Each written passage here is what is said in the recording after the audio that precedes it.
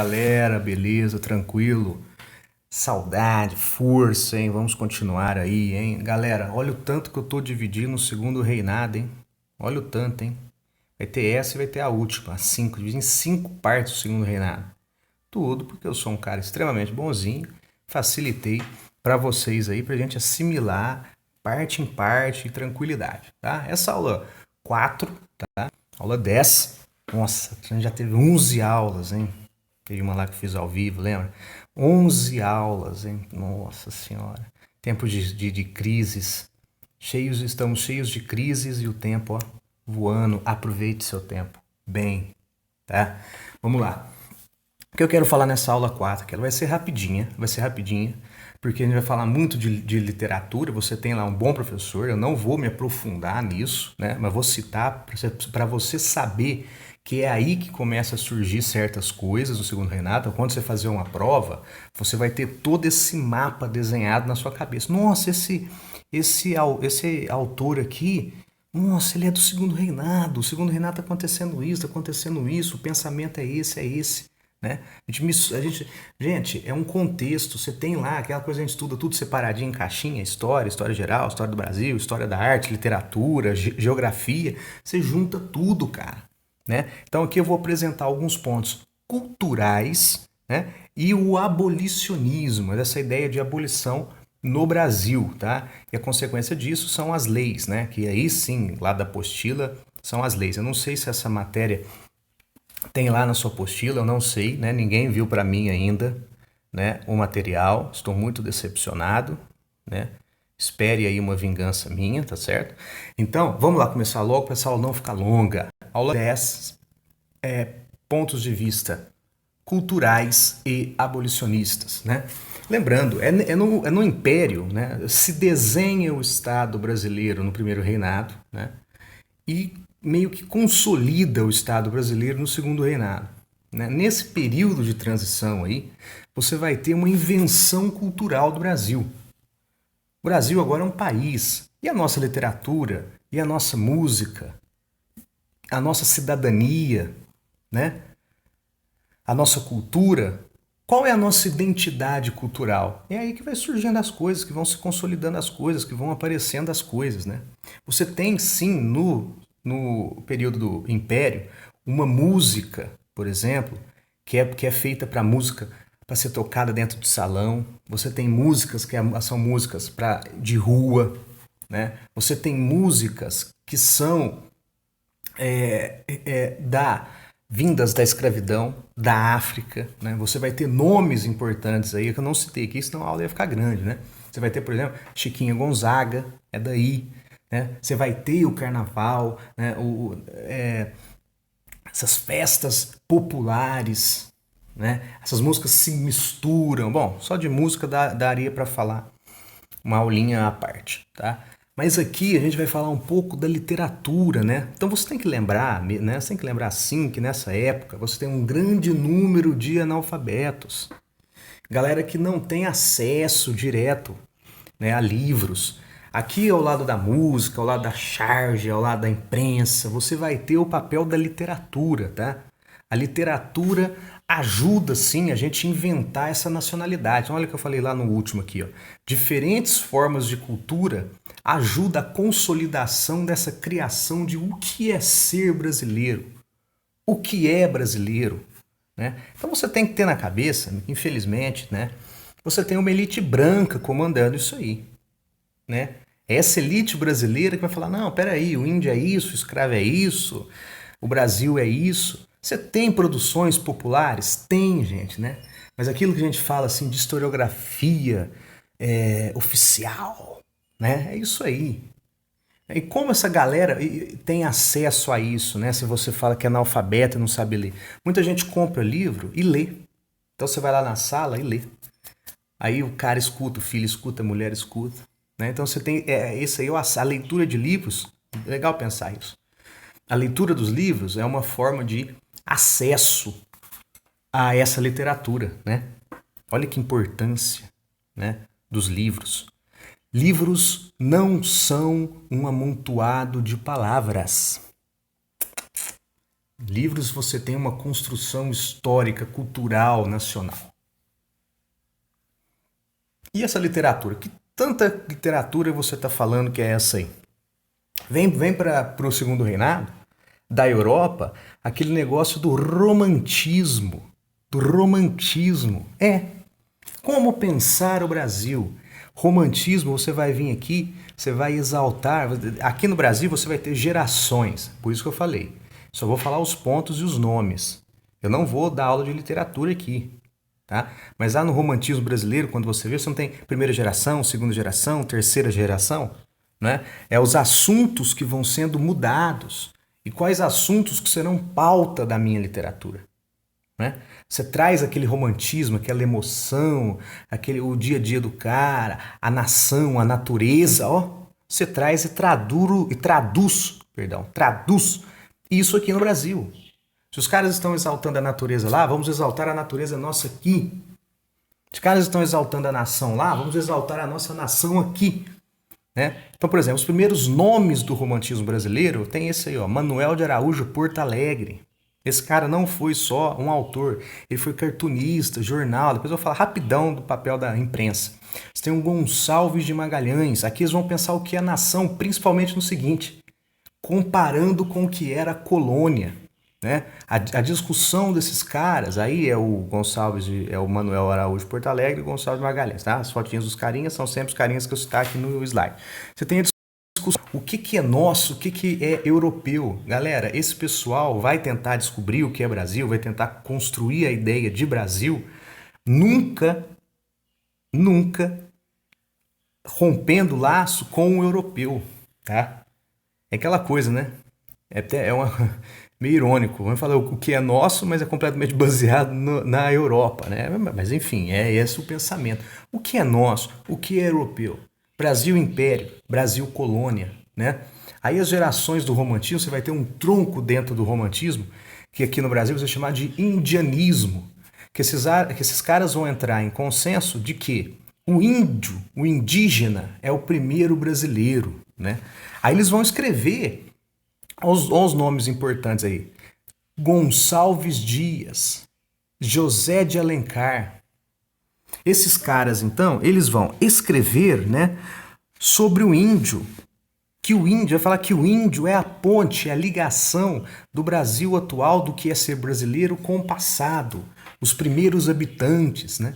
Indianismo, o indígena é o verdadeiro brasileiro, é o primeiro habitante do Brasil, né? Você vai ter essa discussão, ele é um evento, ele foi a fundação nacional, né? Mas olha só, mesmo assim, eles vão escrever nas obras dele, né, sobre o índio, o Gonçalves Dias, por exemplo, mas o índio ele vai parecer um europeu, ele é indígena, mas ele é cavalheiro, ele fala a língua, né, parece europeu, né? Essa é a crítica, por exemplo, do José de Alencar, por exemplo. Ele vai escrever livros importantes como o Guarani, né? Ele vai falar um negócio, ele vai introduzir um assunto legal, né? Ele vai, antes as obras eram poemas.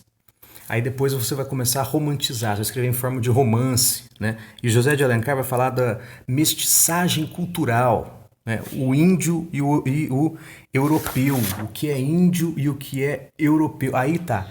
O Brasil é a mistura dos dois, né? A gente está nessa originalidade aí, o que é índio e o que é ser europeu.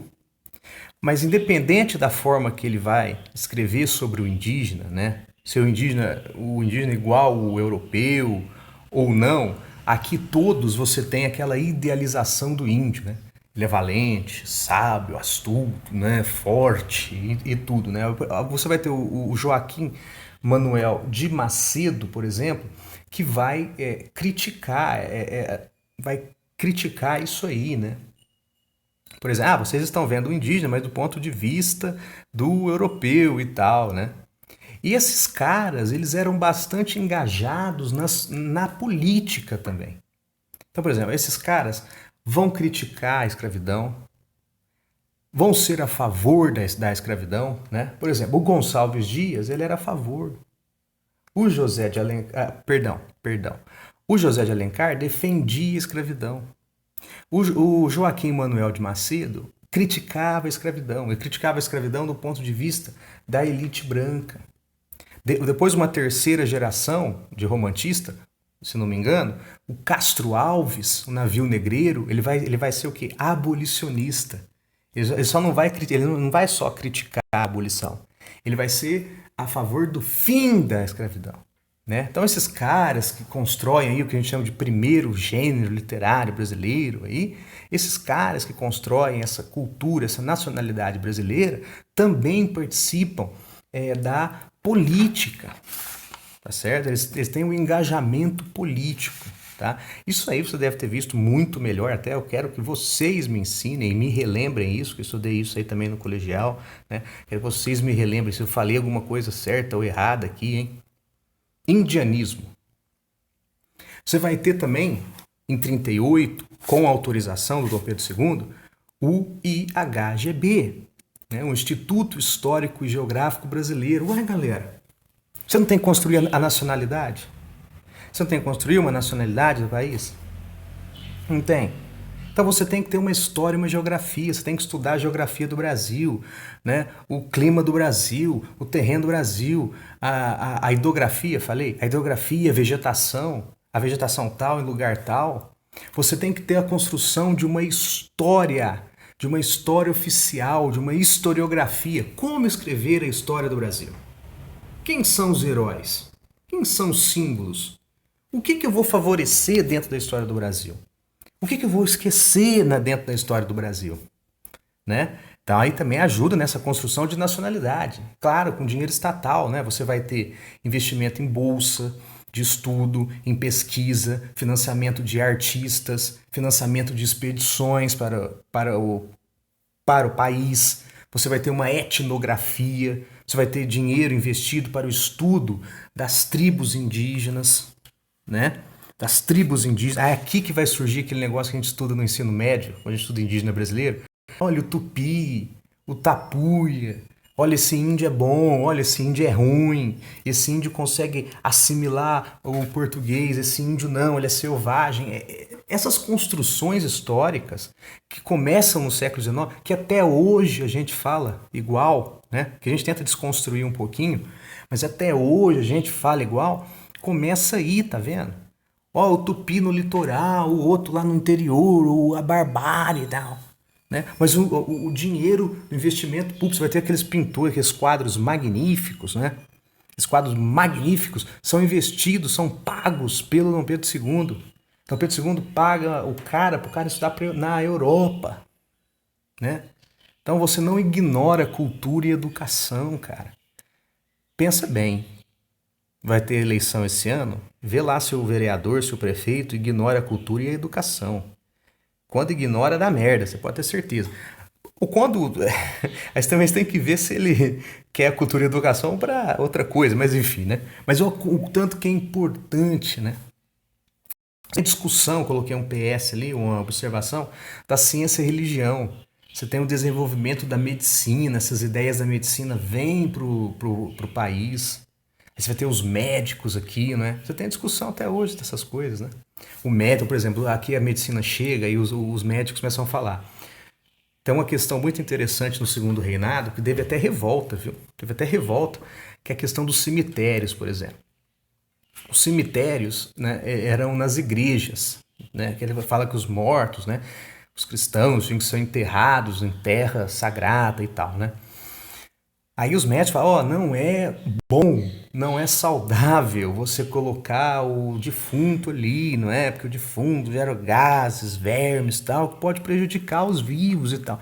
Teve uma confusão, aí eles falaram assim, a gente tem que construir cemitérios fora da cidade e tal. Teve uma confusão, a briga, os religiosos não queriam tirar os cemitérios da igreja, né? Até que conseguiram com investimento, entra um governante, você ganha dinheiro com a construção de cemitério, aí Salvador fez um cemitério fora da igreja, né?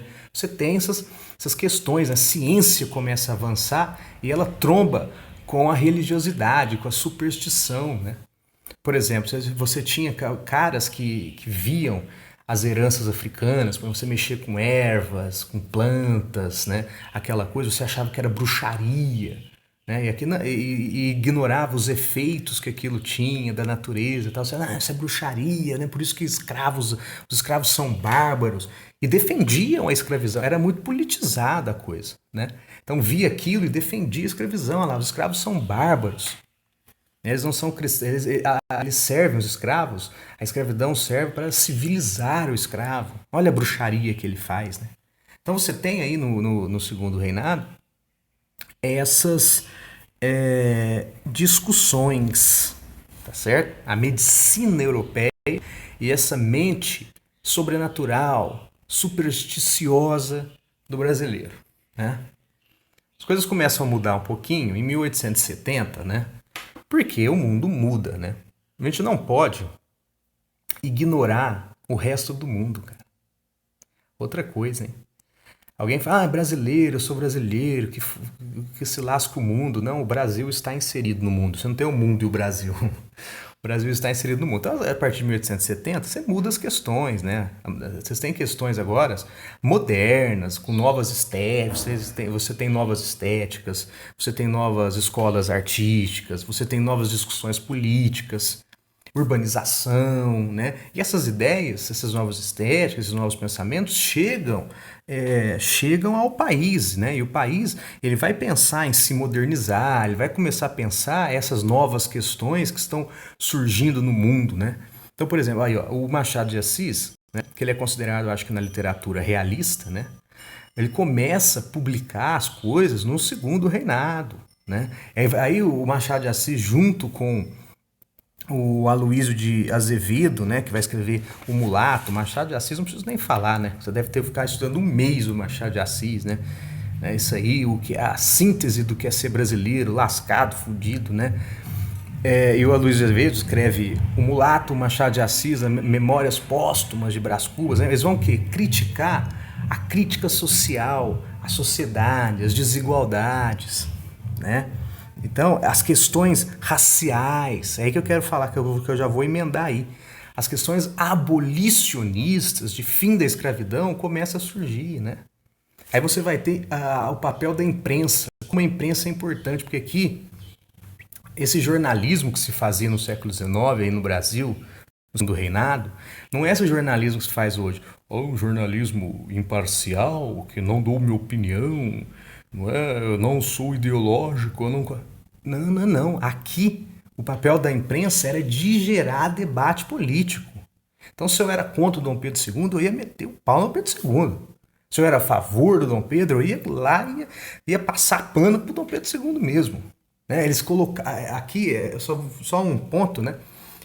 Eles geram debates políticos, eles colocam sim a sua ideologia para gerar justamente o quê? Uma opinião pública. Então, se eu sou contra o Império, eu vou falar mal do Império. Se eu sou a favor do Império, eu vou falar bem do Império. A importância é eu gerar debates para você angariar a opinião pública. É um ponto importante, um ponto legal de se discutir, né? E dentro dessas novas questões, desses novos debates, estava o abolicionismo, a questão do fim da escravidão. A escravidão vai ficando um negócio arcaico, velho. Lembrar que sempre você teve pressões inglesas para o fim da escravidão. Né? Lembrar que a Inglaterra é a Inglaterra industrial, uma Inglaterra que busca mercado consumidor. É uma Inglaterra que também tinha interesses no território africano, né, de matéria-prima, né? E o tráfico era uma pedra no sapato, o tráfico negreiro é uma pedra no sapato. Em 45 você tem o Bill Hardin, que ele proíbe o tráfico negreiro pelo Oceano Atlântico.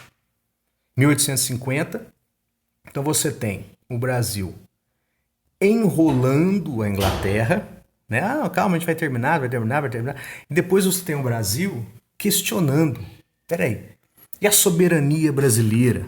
Como é que fica a soberania brasileira? Resultado disso foi em 1850, a Lei Eusébio de Queiroz, que o Brasil proíbe o tráfico negreiro. Não proíbe a escravidão, proíbe o tráfico negreiro. Né? Por que eles fizeram essa lei? Para mostrar que o Brasil tem a sua soberania e ele vai resolver esse problema. Tipo, o que o inglês tem a ver com a economia nossa? Né? Era essa a questão. Que até quem sente primeiro o fim do tráfico negreiro foi quem? Foi os cafeicultores do sul, né? Que eles eram escravistas, eles estavam começando a se desenvolver, se expandindo para o oeste. Você termina com o tráfico, você não vem mais mão de obra. Aí você tem que comprar onde? Do Nordeste. Aí você vai ter um comércio interno de escravos. Né? Você vai ter uma massa de mão de obra do Nordeste para o Sul pesadíssima. Em 1860, começa a surgir e ficar forte essas ideias abolicionistas. Ideias não só de crítica à escravidão em si, mas ideias para o fim da escravidão. E isso começa a surgir em setores urbanos, nas áreas urbanas, áreas que a informação chega melhor, áreas que o que está acontecendo no mundo chega melhor, né? A informação. Você tem a Guerra Civil Americana. O medo do Brasil acontecer uma Guerra Civil Americana. Um dos pontos principais da Guerra Civil Americana é a questão do fim da escravidão. O sul escravo, o norte não. Lembra disso? Né? Então, e o medo do Brasil virar uma guerra civil?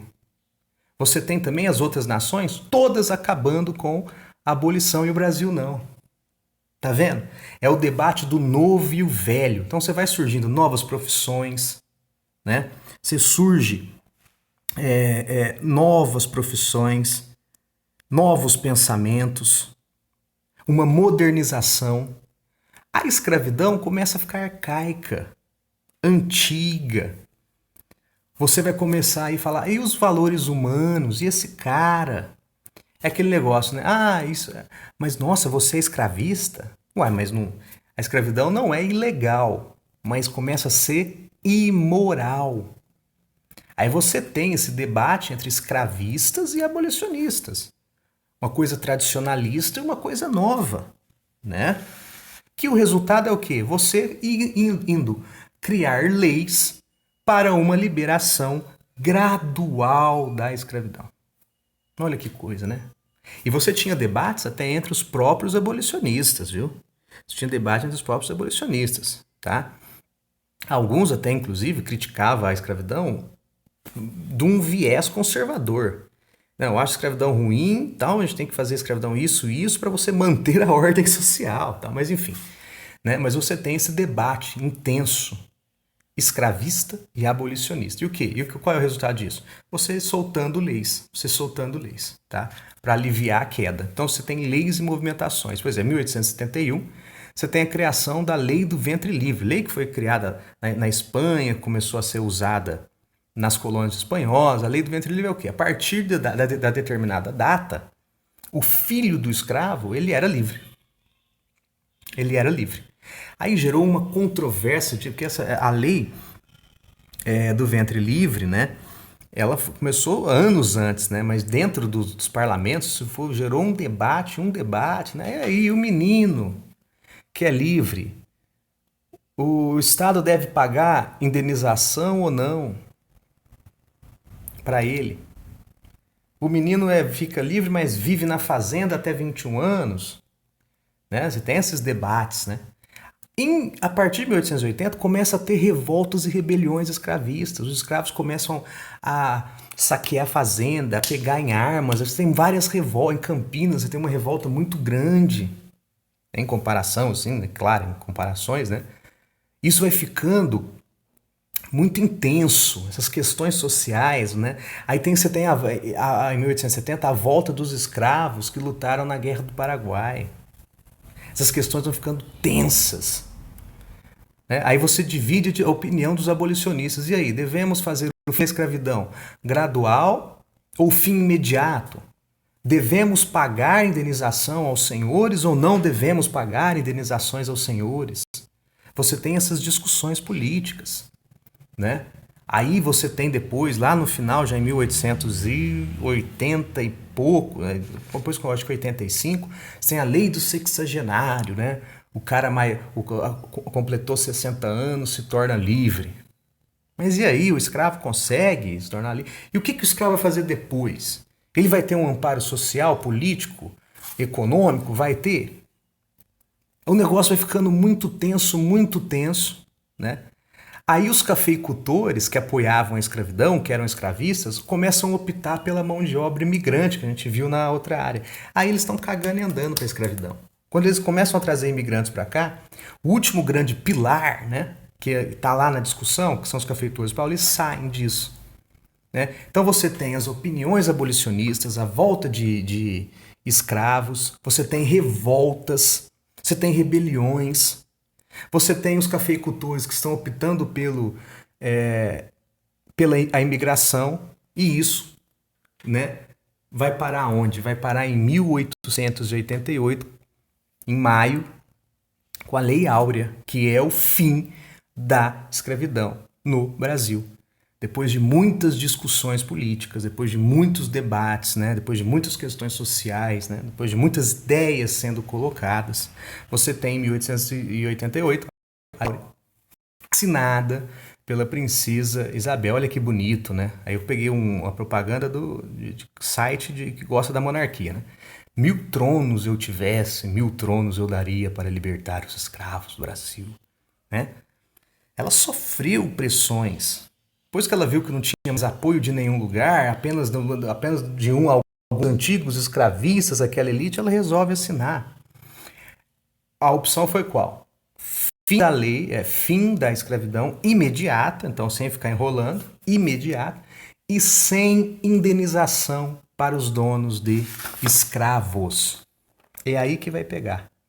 Que aí você vai se lembrar aí na última aula do Segundo Reinado, você vai ter que lembrar disso. Isso foi um golpe, assim, foi um soco na cara daqueles antigos escravistas do Brasil, ali na região fluminense e tudo, né? Apoiavam o império, né? Então esse negócio dela ser sem indenização é complicado. Enfim. Mas que bonito, liberou o escravo, hein? Não vai ter mais escravo. Mas o escravo teve algum amparo? Não. Então você liberou a escravidão. Não existe mais escravidão. Liberou a escravidão? Não, né? Você não existe mais escravidão. Só que essa lei não teve nenhuma medida de integração para os escravos libertos. Nenhuma medida social, nenhuma medida econômica, nem acesso à educação a esse cara liberto, né? Eles são livres, mas sem o apoio da integração na sociedade. E pode ter certeza que a sociedade não vai estar disposta a dar oportunidade para o escravo, né? Então alguém que fala assim, mas a escravidão acabou em 1888, nem conversa não.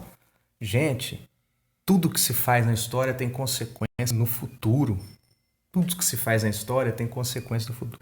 A escravidão, mais de 300 anos de escravidão, é uma cicatriz, é uma cicatriz não, é uma ferida ainda não cicatrizada.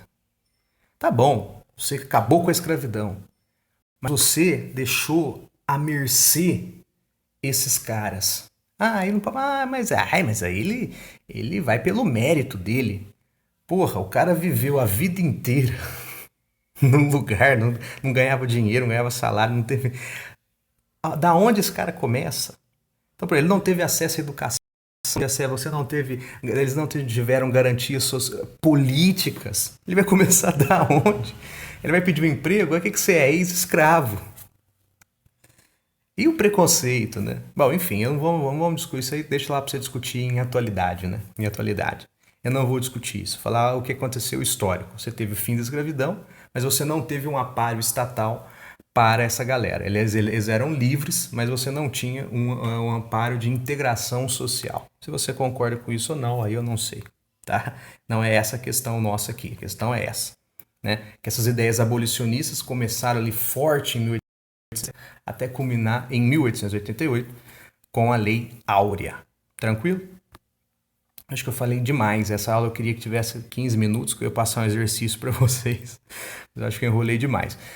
Mas galera, isso aí, essa aulinha foi uma... Não sei, depois vê lá na sua apostila se você tem isso ou não, né? Anotem, faça sempre os resumos, tá? Eu queria trazer isso aí para você, a gente fazer um link com a literatura e com o abolicionismo, para a gente já emendar na outra aula, que essa lei áurea, né, foi a rasteirinha do governo imperial brasileiro. Então, até a próxima aula, até semana que vem. Qualquer dúvida no plano, beijo do gordo, abraço.